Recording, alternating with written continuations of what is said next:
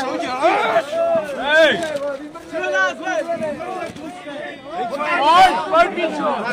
Pojď! Kurva, tlusta!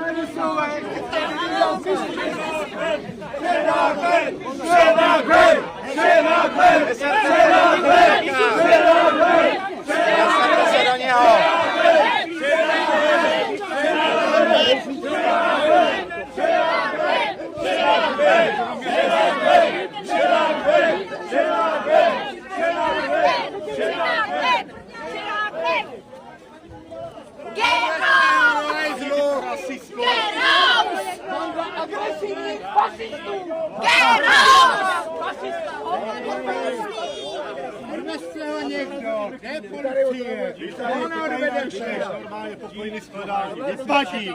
Na ty vaše sračky nikdo z nás nechodí. Na ty vaše sračky nikdo z vás nechodí a nikdo vás neprovokuje. To je jenom ty, takovej zmrt, který prostě přijde a zákonitě nemůže dělat nic jiného, než budeš provokovat. To je jenom to, že tady seš. Jenom protože se tady seš. A to je špatně? No jasně. Ty nemáš svobodu. Pane Kšenáku, Protože ty váš ses o něm kolega připravil. mi Ty sám ses o něm strhl připravil. mobil a dal vám to do kšiltovky. Můžu se podívat, jestli ho nemáte u sebe. Ne, do té tašky, jestli jste si to nedal.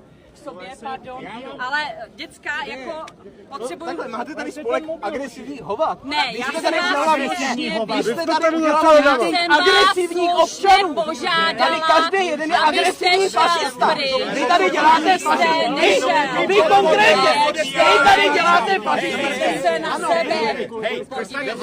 Vy tady děláte spolek agresivních občanů. Vy tady máš neonacistický symbol na sobě, ty kreténe. Šedák ven!